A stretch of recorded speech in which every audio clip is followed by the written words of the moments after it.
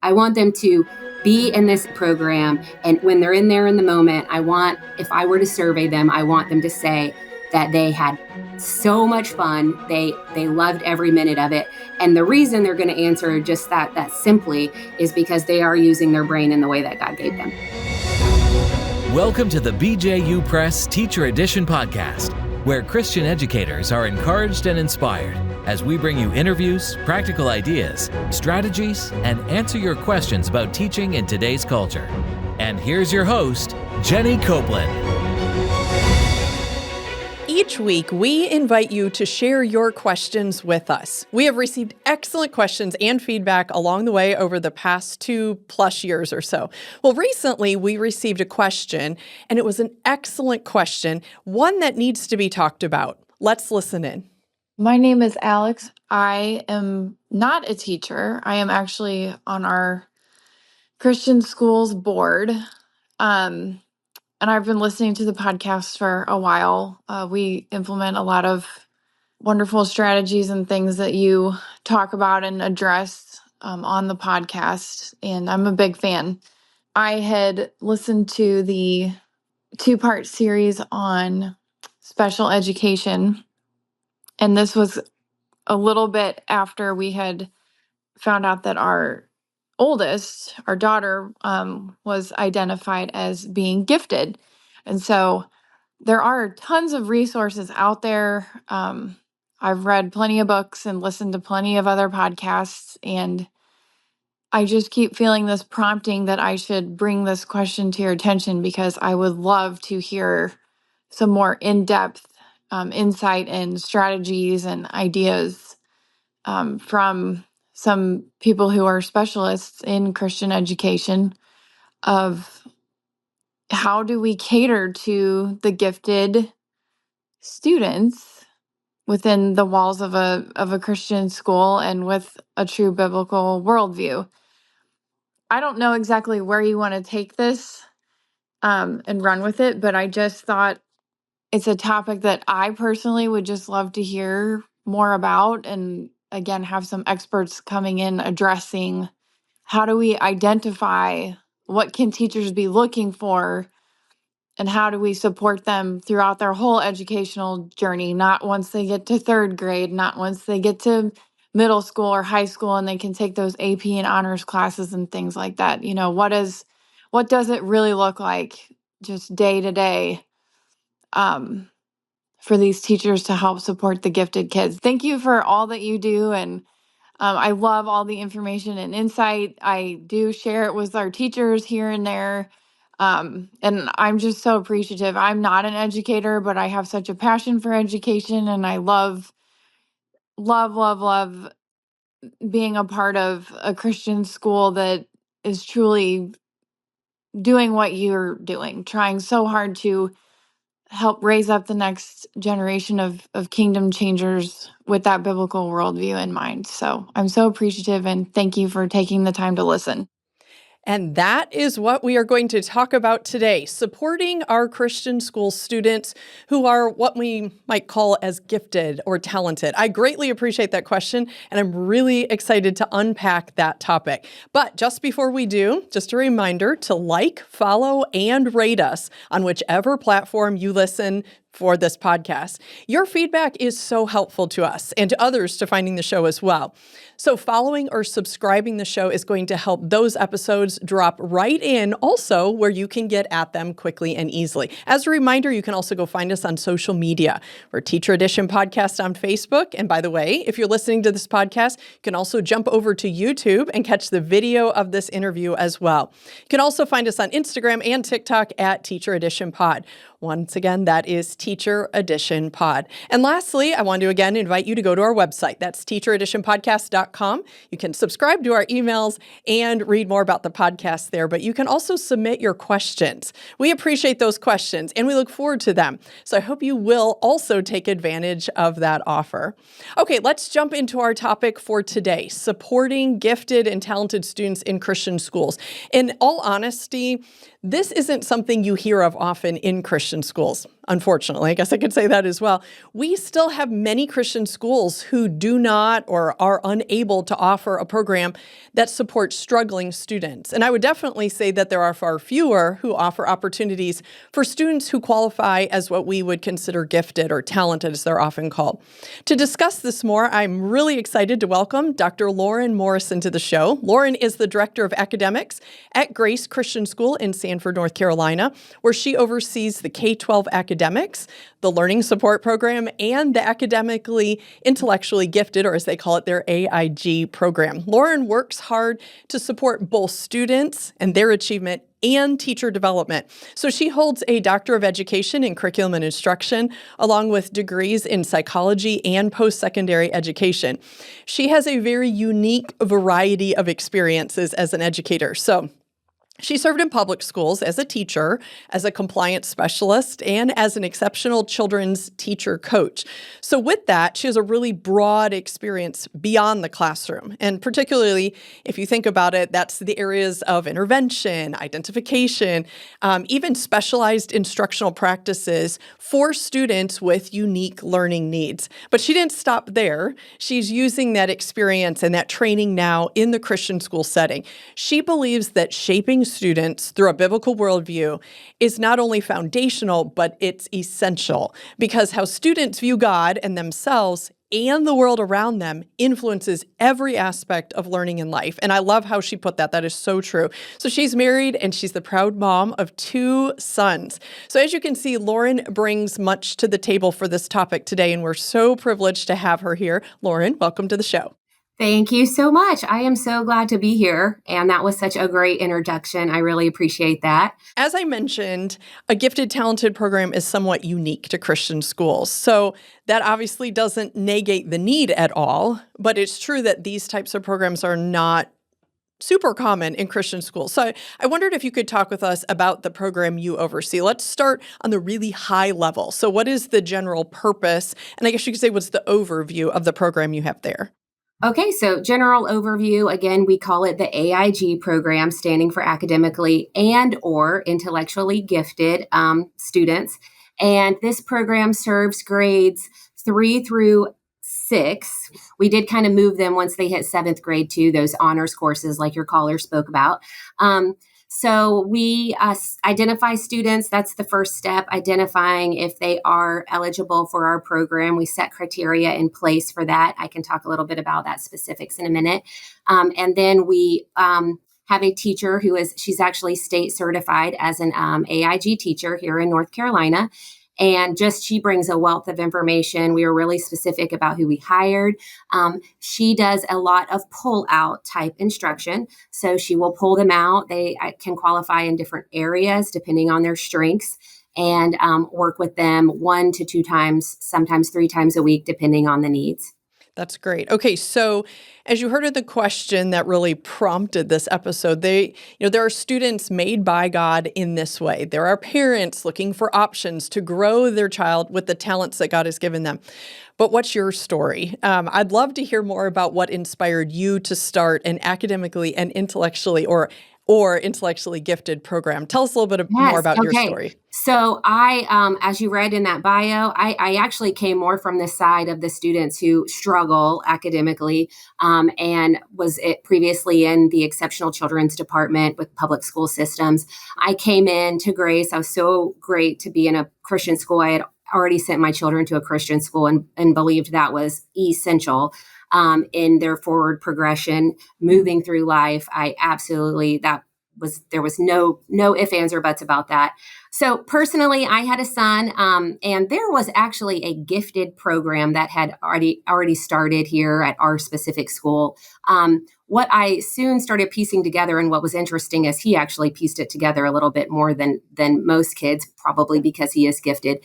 The program was really like anybody who made straight A's could be in this program, and it was the gifted program here. And not to minimize or put that down, I think that kind of happens a lot, maybe more so in private schools, where it's like we recognize a need to want to address students who are like the high achievers, and we get that confused with a high achieving student and a truly gifted or intellectually gifted student. So he actually was not part of this program, and he kind of noticed in class that he felt like he should be. And so he was expressing that to me.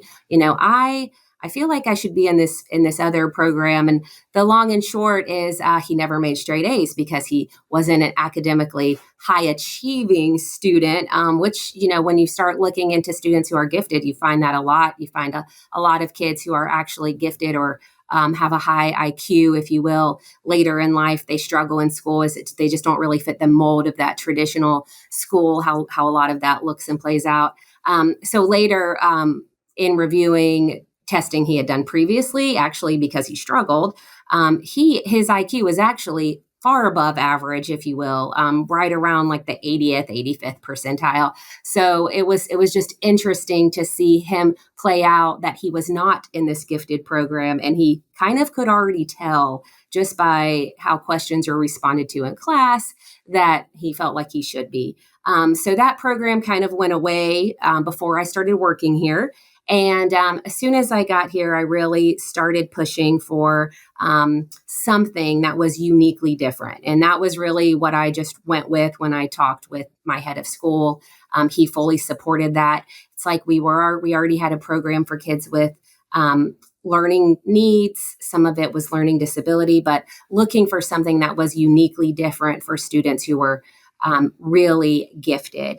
So we kind of worked together. He allowed me the freedom to just create what that would be, what that would look like. He knew that coming from kind of a diagnostic role in the education system, that I would be able to do that. And so we just went full into it 3 years ago. From there, kind of set the criteria that we needed, and there we went. So it was great, and it's been really great to see it flourish over the years. That's incredible. It's a great journey. I love hearing those stories. Okay, so in your bio, as I talked through that, I mentioned some of the different positions that you have held, and you mentioned them a little bit. So obviously bringing the right people to the table is so important, and you mentioned that even with the one that you talked about there. But often schools don't even know where to start with a position like that. So I wondered could you dig just a little bit deeper and share with us a little more about some of the personal and professional experiences that really spoke into the initiative to start this program? Yes. So trying to find the right people is essential. But I think even before that, kind of like knowing what is this right person going to look like that I can kind of try to specifically and intentionally find to bring to the table. Because I think a lot of times my experience in this private school, as we have grown and over the few years, well, I guess somewhere in between few and many years that I've been here, where we have grown. I think sometimes what I've noticed that we try to do is find a person. We already have a person here on staff and we're like, that person might be good for that. And so we kind of come at it with that approach, and nothing wrong with that. I think that's seeing those gifts that God has given them or passions. But sometimes that's not quite as intentional as if you could be more intentional, you may reap more benefits from that. Absolutely.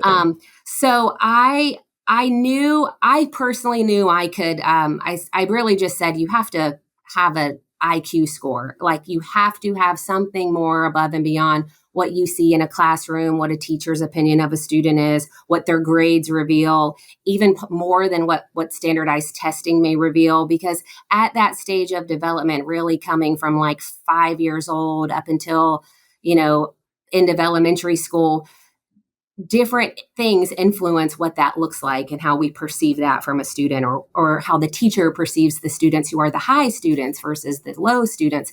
And, just so much as humans and flesh get in the way and muddy the appearance of what's actually there. So assessment is a huge piece. Sounds scary, not that a test means everything. I absolutely do not believe that, but being able to really kind of use those assessments means things. So I was able to issue an IQ test, and I started with that.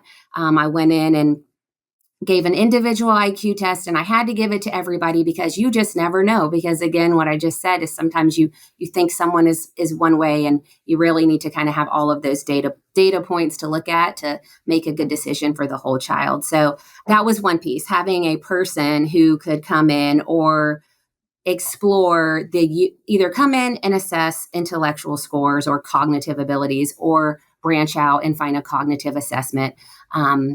We currently use a whole group assessment. We've moved away from individual testing. We still individually test if we need to, but again, one score is not everything. So we do use the COGAT, Cognitive Abilities Test. That's one a lot of public school systems use, but that's a group administered cognitive assessment. So we had to have people who knew and understand assessment and knew and understand that an intellectually gifted program is more than just grades and academic grade books and measures on standardized or achievement test. I specifically found a teacher, so I knew that I was not going to have the capacity to be that teacher, but that teacher was going to mean everything. So if I, on the background, could kind of come up with the systems that we would put in place to identify students, the carrying out of the instruction with the students was going to mean everything. So I know finding a person who really didn't have a passion or really understand what it means when you say things like high level Bloom's taxonomy. Lots of people kind of geared towards surface level, knowledge-based inquiry, even in their instruction. I think just even our stage of where we're at generationally, we come at the teacher as the information giver, and that absolutely needs to shift, especially with a gifted learner, to much more evaluation and application and skills that are going to analyze things and create. So I really needed a teacher who would think in that space. And the first teacher we found was lovely. She was very high intellectually, so she resonated well with the students. She actually came from a nursing background and brought a lot of real life application to students. Her previous experience was with homeschool parenting. And come to find out, she had a couple of kids. And I knew this about her before we moved her into this position. She had students who were intellectually gifted.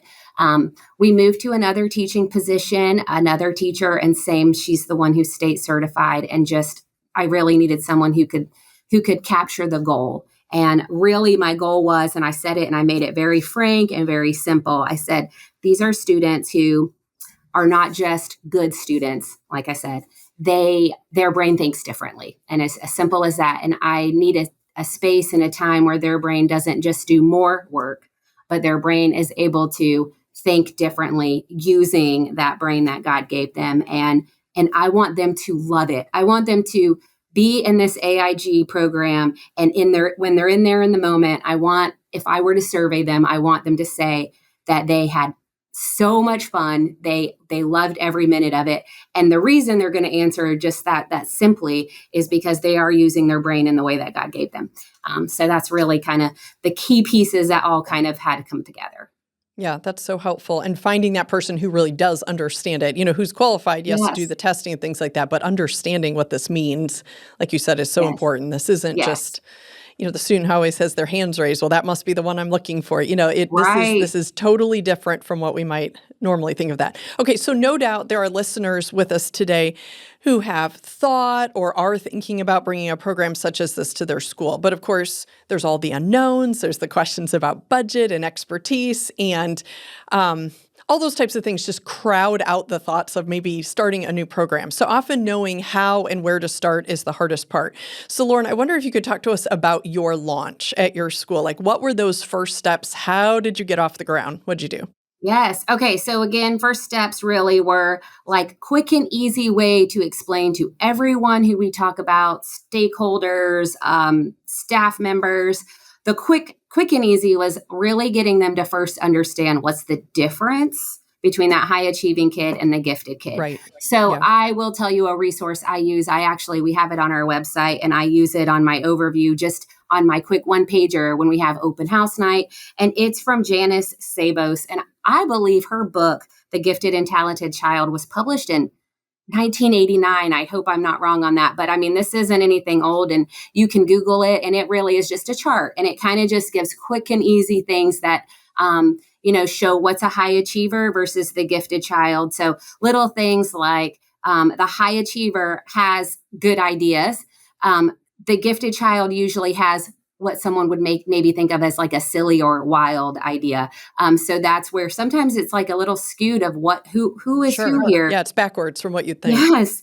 The high achiever, like, learns with ease, but they say the gifted child just kind of already knows that. So they're already thinking 3 steps ahead. Again, where that knowledge-based Right. surface level instruction really just kind of, it's not that they're disengaged. It's not that they're not a good student. They're already past that. And that's really Right. hard to quantify and identify in Yes. in a classroom setting, or even just when you're at home. When you see, the high achiever kind of knows the answer, they quick to raise their hand, and then the gifted student is the one they're actually asking more questions. And sometimes in the classroom, and I'm going to say this just being very, very frank, because I've worked with lots of teachers, and I was previously a teacher, it's like the annoying one, so, and sometimes that gets skewed with behavior, and I think that muddies the water and causes some stall with identification of students. So I think really knowing and understanding that is essential, and just making sure that every time when you're trying to identify the definition of your program, you're emphasizing the student who's in the program, who are the kids you're trying to identify. So I think that's kind of step one in the launch. As far as criteria, I kind of had to play around with it because we didn't have set criteria. I could look at what public schools use. I could look at what other different schools use. I know here locally, I did discover that public schools use a lot of times what they call a rubric. So they will pull in a COGAT score. Here in North Carolina, they typically kind of group administer at the beginning of 3rd grade. Totally valid reason and age, because that's kind of when IQ typically stabilizes. Right. You will find different information online about that, but and there are IQ tests that are now, been developed for younger students, but really to kind of see, it's really around that age 8. Again, not a hard set, 8 years and everything, but that's kind of the general rule of thumb. But they use rubrics, and they kind of will pull that COGAT score, which is that cognitive ability. Absolutely have to have a score from some sort of assessment like that. And it doesn't have to be the COGAT. It can be an intellectual assessment. Usually those are done one-on-one. So I really definitely was like, okay, I'm thinking bell curve, very typical. So at least in the 90th percentile was going to be where I started my criteria point. So you have a cognitive or intellectual ability, at least in the 90th percentile. I'm also going to look at how you do on an achievement or academic strand. In the public school, they use that rubric, and they actually use usually like their end of grade test. And I would just say, as a warning to anybody, especially if they're trying to start a program, you absolutely cannot only use that score. Because again, that would make it more difficult to tease out that high achiever versus someone who is intellectually gifted. So a lot of times in the public school, I discovered they use a rubric of sorts, and they usually always as like a 3rd data point, which is good to have. I definitely think in a triangulated data view, they use those 3 things with the teacher recommendation, or it's almost like a teacher survey or maybe questionnaire. So again, you have to take that. It's definitely relevant. But I think in crafting how you are soliciting responses from that is really important. So that's where I'd go back to really making sure that first step is understanding the difference between high achieving and gifted student, because you want to make those survey questions for this teacher something that's going to help you see those differences. And you never really want to give an open-ended, hey, teacher, do you think they should be in gifted? Just because what you're doing a disadvantage to the kid by maybe causing those biases to seep in, whether you mean to or not. So for my program, I looked at how they used rubrics, and I said, okay, we're going to start with students entering the 3rd grade. The first year we launched, it was 3rd, 4th, and 5th. I first looked at, I individually assessed an intellectual assessment on those students that could give me like a verbal and nonverbal, but give me a composite score. That's huge. Making sure you have the composite score and you aren't just looking at one strand of cognitive abilities.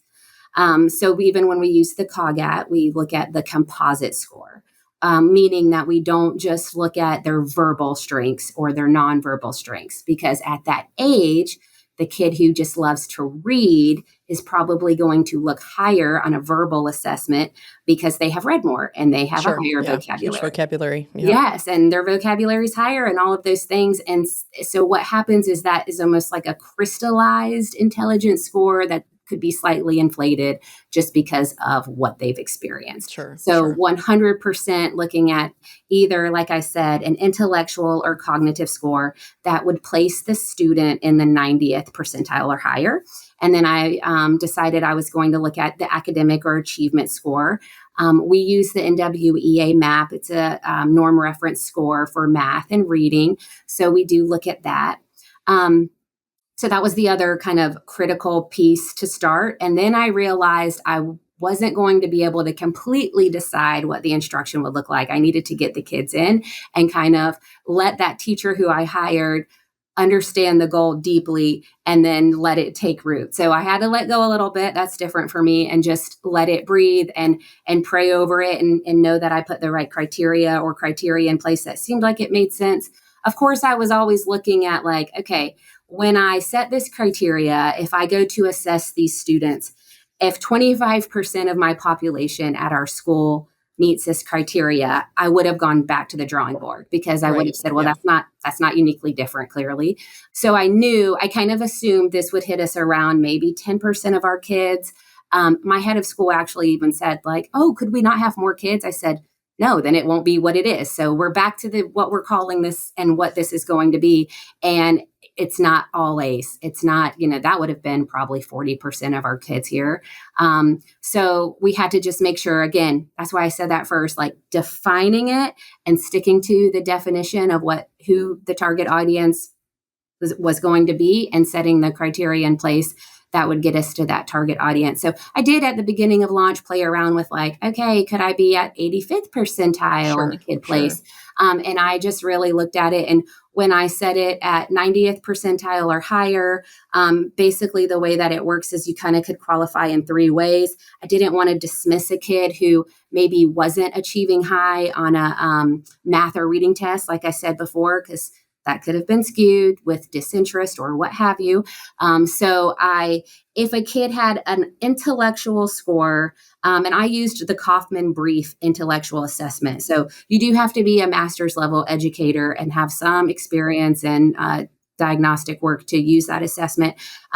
But if they were in the 95th percentile or higher on that single isolated measure, then they technically qualified.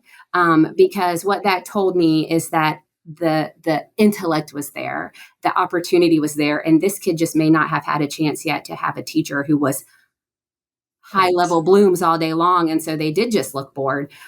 Students can qualify just with that. That was one of the criteria I set in place at launch. That was super important to me.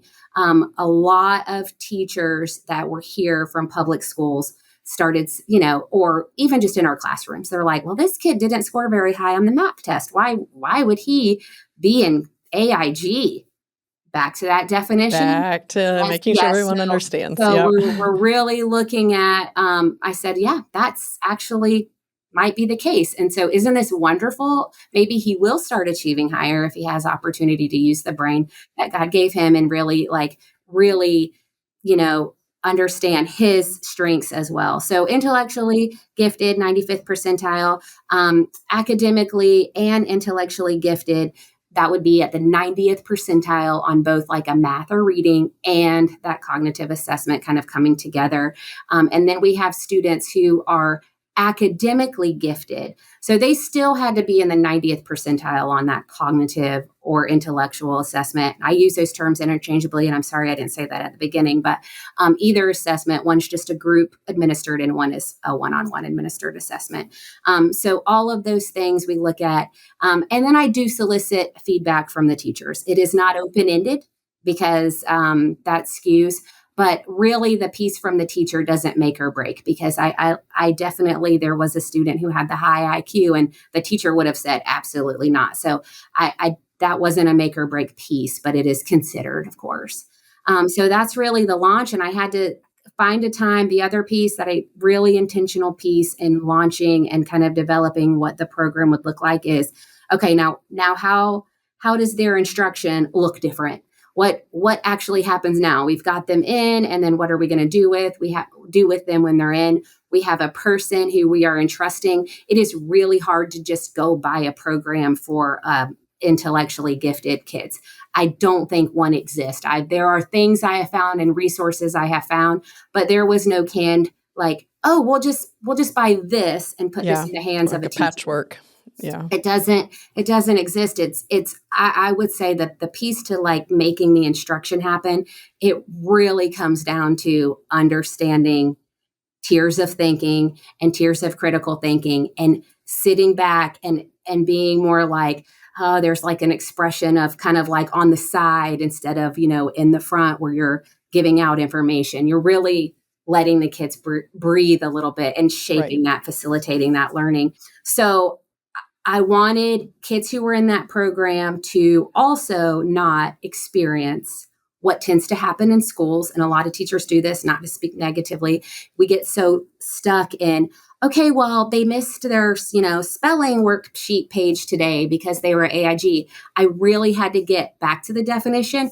All teachers who have those students in their classroom to know and understand, that doesn't matter. That doesn't matter.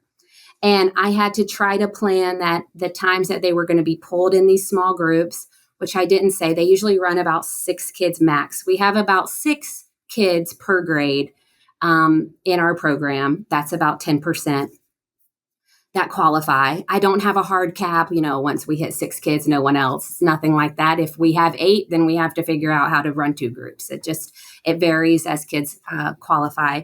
But I really had to try to plan that time and get my teachers to understand before the school year started, hey, these kids are going to be pulled out at this time and this time. Let's try to make it tasks that are not instructionally relevant or required, which is hard for a teacher to hear. But I had to try to make sure it wasn't going to then cause, problems for the student, because sometimes these students are perfectionists. That's common. And to come back and know that they missed the spelling sheet, I needed that to not happen. Yeah. Yeah. That's great. That is super. Okay. That was a great window into what a launch looks like. So I know we're running close on time, but I don't think we can go too far into talking about gifted programs without just getting down to the basics of what they are. Now, you started into this a little bit. I know as a principal, I often had parents come tell me that their child was gifted, and they would cite examples such as like some things you've said, not missing anything on spelling tests all year, or always finishing the timed math quizzes, or winning around the world games. Some even shared pictures of amazing Lego creations or outdoor forts or whatever. Just about every year, I also received requests to just skip grade levels because, they were brilliant and we don't need all this. We can just skip over it. Some even wanted them to have a personal device available so they could play Minecraft or something similar if class became too boring for them. So we've heard the whole gamut of things. So that is the average picture of what a gifted student, at least in most people's minds, looks like. So you touched on it just a little bit, and I know we're running close on time, but talk to us just a little bit more about that. You've had vast experience and training in that area. So how do you figure it out? What is a gifted, talented student? You talked about the tests. Is there anything else you can give us as far as guidance, who the program is for and who it is not? It's really hard. It's really hard to answer that, because sometimes a kid who wants to just play Minecraft doesn't mean they're gifted. They look gifted because they're doing this puzzle work that we think is awesome. And sometimes it is. So it is real. I would say that is hard, because I think that happens all the time. That happens here. I would say that reliance on those scores, you have to consider that data piece, because if you don't have that, you're gonna mix up the two. So I think the school, like, you have to have those scores, and I would say it's not just a one test score, even though it may have sounded like I said that. Right. It really is looking at all of that as a collective, and then getting them in the program. And I would say I've had pretty high success rate, really high success rate with the kids in there. But if they get in there and you are initiating tasks that are only evaluative, or just that higher level work where we're not just, we're listening, we're not identifying logic fallacies as third graders. We're able to use them, and we're able to hear one and say, that's a red herring. I know exactly what that is, and defend that. That piece really is going to show you the difference. And it really is hard to quantify, I will say. And it's hard to quantify through over the years, even when you put them in, if they should stay there. When you put them in, I think a kid who starts to struggle with that, that's the true sign of like, Sure. maybe they were that high achiever that looked gifted. And sometimes that happens. So I hate to say, well, try it. But if you've done all the other things, and they get in and they're really using their brain in that way, which I know that's hard to capture what that looks like. That's kind of when you know, like, okay, maybe, and nothing wrong with that. That's awesome. Sure. And to be applauded and celebrated. Yeah. Okay. So maybe as a quick part B to that last question. So the scenarios I shared and the information you just reiterated sometimes don't quite jive. So in fact, there probably is quite a contrast at times. So I'm confident that communicating those differences to a family or to a student, really, who's convinced that their definition is right, could really cause some tension. Have you had that experience? And does the criteria in place ever cause challenges or questions with people? What have you come across? I have definitely had questions. I have had, people say, well, teachers have been telling me for several years, he's probably really high. And honestly, and it's probably my experience sitting at a table for totally different. But for sitting at like IEP meetings for qualifying for different disabilities or things, I always go back to the data. And again, that is not everything. I'm not a data person, end all be all at all. I am whole kid 100%. But I always go back to, I hear you, and there may be things that, your child is really great at and other things going on, and not to discredit that they are a high achieving student. I use that language quite a bit. But I just, say that there is a difference, and that it is hard to qualify and quantify that and show that. But I always go back to the numbers, and I go back over the report, and I'll pull out a bell curve, and I'll show where we fall, and I'll say this is where most students fall. And even if you have a high, you're high average, and that's awesome. But we have to use that scale to help us best be able to articulate the difference in the student before we jump in, because a lot of students have definitely looked like they should be in there. And every year there are kids who, when we get those scores back and I start talking to teachers about who looks like is going to place, especially the third grade teachers, because that's when we kind of do our big launch. I'm always assessing new kids and things like that. But when we look at them every year, there will be kids who they expected to see and they're not on the list, or kids that are on there and they are completely shocked. And that's where I live and breathe by that chart that I talked about, that Janice Szabo's chart. And I always bring this up and I say, okay, I just want you to read over this, reflect on that student. I always want to give them time. I could go back and read over this and think about the scores I just showed you, and looking at that chart as a quick and easy way to kind of tease through. And I, knock on wood, I have always come back full circle, and we've landed on a good place, and it's never been a continued battle of if they should be or shouldn't be. That's been good. Yeah. Well, this is enlightening. This is great. Super great information. But I still want to talk about, again, going back to what age does this start with? And you mentioned a little bit about reevaluating some students. So I want to talk about that and what actually goes on during the program time. I'd also love to explore how this type of program differs from what's going on in a regular Christian school classroom, which already has challenge kind of baked into it. So part one of this episode may be finished, but this topic, or this conversation about this topic, is far from finished. So listeners, be sure to join us for part two, when we're going to hear more from Lauren. There is more great conversation coming your way in part two, so don't miss out. But for now, thank you so much for joining us today. I hope you were inspired as I was. Remember to go to teachereditionpodcast.com to learn more about the show and to submit questions for our upcoming episodes. Of course, be sure to subscribe to the podcast and go follow us on social media. Now, it's time to get back to your day, but it's not just any day. Every day in the classroom is your day to impact and inspire through God's power and through His grace working in you. Now, go do what God has called you to do.